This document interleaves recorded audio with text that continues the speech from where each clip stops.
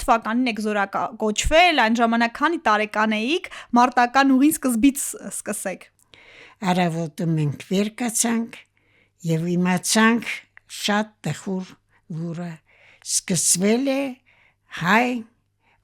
Համաշխարհային ոչ հայ սովետական միության հետ գերմանացիների պատերազմը։ Ճիշտն ասած ոչ ոք չէր սպասում, գիտեք այդ պատերազմին, որովհետև Ռիբենտրոպը,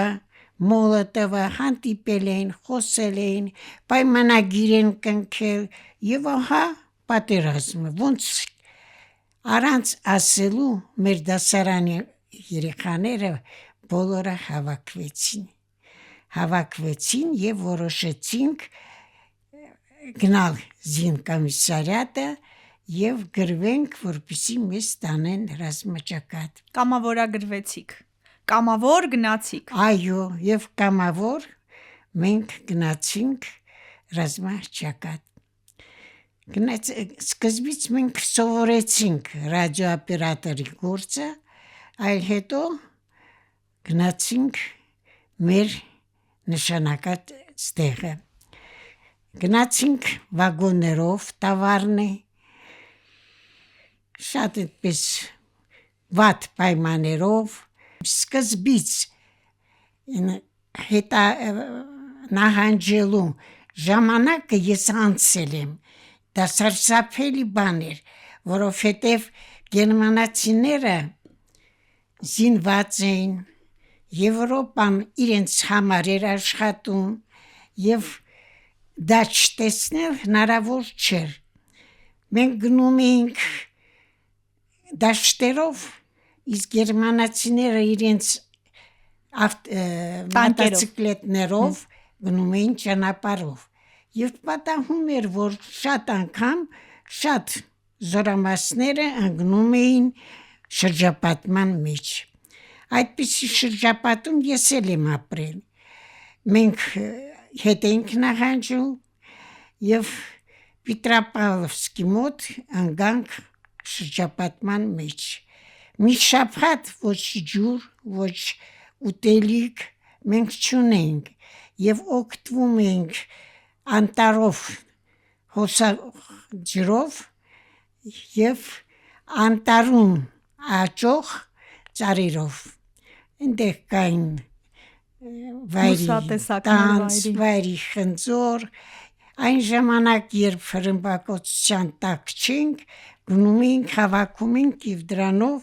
մեր կյանքը երկարացնում ենք։ Հասանք Ստալինգրադ եւ այստեղ մենք Ստալինգրադի մատույցներում ես ինքս վիրավորվեցի։ Ընկերուհուս հետ կանգնած ենք վագոնի մոտ, մեկ էլ օդաչուն կարմիր աստղերը թևերին այնքան ներքև իջավ, որ մենք տեսանք իրեն դեմքը, ծիծաղում էր նա։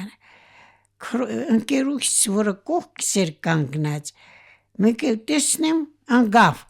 գլուխը չկա, որտեղ անգավ գլուխը, այդ լոչիկը տրաֆեյնի ինքնաթիռով եկել էր մեր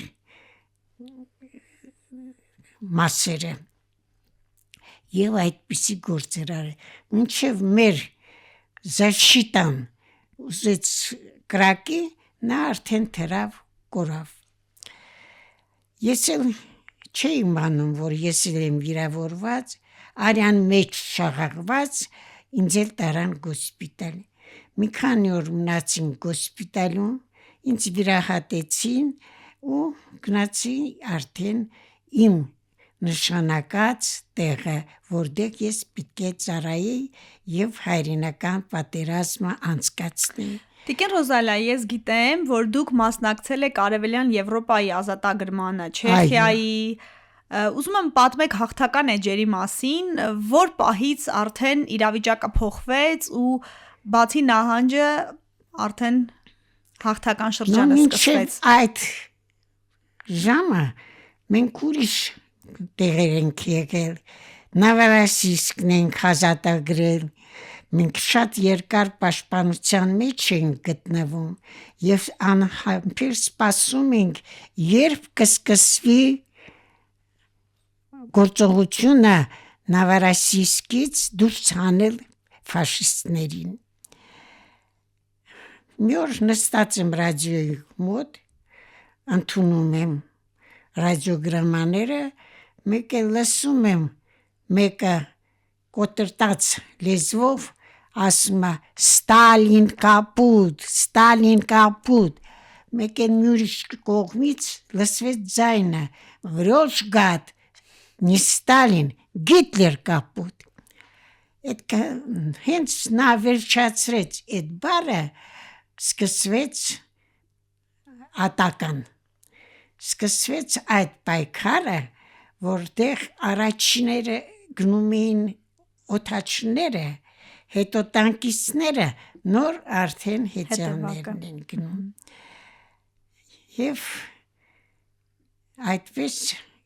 մենք գրավեցինք Նովորոսիյսկը, կատյուշաներն էին այստեղ գործանում, ժողովուրդներ աշխատում, Նովորոսիյսկը մենք գրավեցինք 16 սեպտեմբերին, բայց մինչ այդ մենք գտնվում ենք այնպիսի վիճակում, ուզում ենք լողանանք, Սևծովի ափին ենք գտնվում, բայց լողանալ չենք կարող, որովհետև փորձիր մի հատ գլուխը դուրս հանես, անմիջապես քեզ կսպանեն։ Նովորոսիյսկից մենք 6 օրվա ընթացքում կարողացանք դուրս գալ եւ գնացինք դեպի Կերչը եւ ուրիշ քաղաքները ազատագրեցինք Ուկրաինան եւ դուրս եկանք արդեն այդ երկրները, ազատագրեցինք Լեհաստանը, ընդ որում մենք որ դուրս եկանք այդ շրջապատից, մենք տեսանք, որ արդեն դուրս ենք եկել սովետական միության սահմանից եւ ինչն էր հետաքրքիր, գիտեք, տեսնում ենք ձյուներ, սարսափելի ցուրտ էր, բայց տեսնում ենք մի սյուն սև ու սպիտակ ներկած, դա արդեն սահմանի նշանակություններ,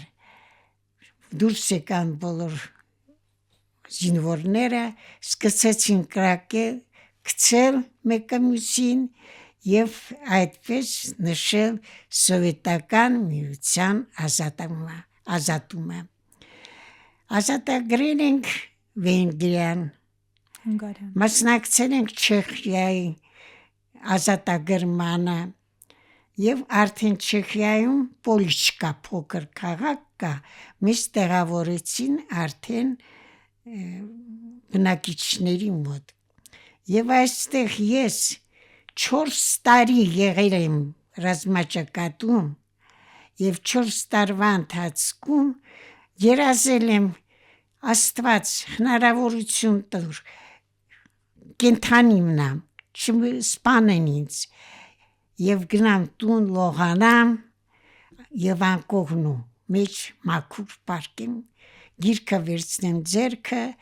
աթոռին դնեմ մի բաժակ թեյ քաղցր, հաց ու պանիր եւ այդպես դրսում թող ձյուն լինի, ցուրտ լինի, ինչ ուզում լինի, իսկ ես ազատ իմ տանս պարկած կարդում եմ։ Այդպես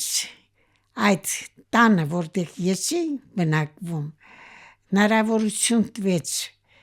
տանտերը պարկել անկողնում մաքուր եւ քնել իսկական սկալով, որ ես հազիվ հասա իմ նպատակից։ Բերլին հասել եք։ Բերլին չէ։ Մենք այն ժամանակ Չեխոսլովակիայում էինք, պետք է գնանք դեպի Բերլին, բայց ես այդ ժամանակ նստած էի, հերթապահում էի, այնքան բան ա եղել, բոլորը հնարավոր չի ձեզ պատմեմ, լսում եմ ու պրիոմնիկի մեջ ձայն է, Позер, помогите, Прага в опасности։ Ուրեմն մենք այդ բոլորը հասցրեցինք ղեկավարության եւ առավոտը արդեն գտնվեցինք Պրագայում։ Ազատագրեցինք 3 օրում Պրագան եւ ամսի 9-ին դա եղել է 6-ին մայիսին 3 օր ազատագրում էինք եւ ամսի 9-ին մենք նշեցինք 2 տոն 1 տոնը Չեխոսլովակիայի մայրաքաղաքն ենք ազատել, երկրորդը մեր երկար սպասված մեծ հայրենական պատերազմի տոնը, վերջանալու տոնը։ Ավարտը։ Եվ պատմեք Պրագայի ազատագրումից հետո Պրագայի քաղաքի կոմենդանտ Պարետ նշանակվում է Սարգիս Մարտիրոսյանը, որ հետագայում գեներալ լեյտենանտ խորհրդային միության հերոս եւ այդ ազատագրման ժամանակ զոհվում է նրա միակ տղան Մարսելը։ Ձեր ծնողները, ձեր որոշմանը ո՞նց վերաբերեցին, երբ դուք 16-18 տարեկան աղջիկ որոշեցիք, որ գնում եք պատերազմ, չունենալով ռազմական մասնագիտություն, զինվորական մասնագիտություն, չլինելով կապավոր, գնացիք սովորելու, որպեսզի ծառայեք հայրենիքին։ Մենք շատ հայրենասեր էինք։ Միայն այդ մի բառով ես բացատրում եմ ու պատասխանում եմ ձեր հարցին։ Մեզ մոտ հարց գնալ մասնակցել պատերազմի կամ ոչ չկար։ Մենք գիտենք, որ պետք է գնանք եւ պաշտպանենք մեր հայրենիքը եւ այդպես էլ արել ենք։ Հիմա իմ ասածից դուք դեռ չեք հասկացել ինչ դժվարություններով ենք մենք անցել։ Ես սկզբից եմ մասնակցել, երբ մենք հետ էինք նահանջում եւ նահանջեցինք մինչեւ Կովկասի նախալերները։ Այն ժամանակ գլխավոր հրամանատարը հրամանտվեց նշագ ու նազատ եւ մենք այդտեղ կանգ առեցինք Նավարասիյսկի Սևծովի ափի մոտ։ Մենք տեսել ենք մարդու ձերքը, ոտքը, գլուխը առանձին, երբ թաղում են մարդկանց, լրիվ մարմինն է, սովորենք այդ բանին, այստեղ մենք սովորեցինք այլ նկարին, մենք տեսանք առանձին մարդու մասնիկները, և գիտեք, երբ մենք գտնվում ենք շրջապատման մեջ, առավոտը շուտ գալիս էր ինքնաթիռը Ֆոկե-Վուլֆը եւ այնպիսի ձայն ուներ այս ձայնով եւ նկարահանում էր հետո 5 րոպե անց սկսում էր հրմբակոծությունը եւ մեզ այնքան են հրմբակոծել ոնց ենք սաղմնացել չգիտեմ բախտ ենք ունեցել, սաղ ենք մնացել, չնայած որ շատերը զոհվել են։ Ընկած ընկերների հիշատակի համար, դա էլ շատ կարևոր է, նրանց փոխարենել եք ապրում։ Նրանց համար էլ է ապրում, հիմա ընկերել չմնաց, այնպես են գնում, մեկ էլ տեսնում ես մահանում են։ Այս վերջերս մենք 2-3 հոգու անսպասելի մահունեցանք թաղեցինք։ Մեղք են, շատ դժվար կյանք են անցել ու այդպես վերջ ունեն։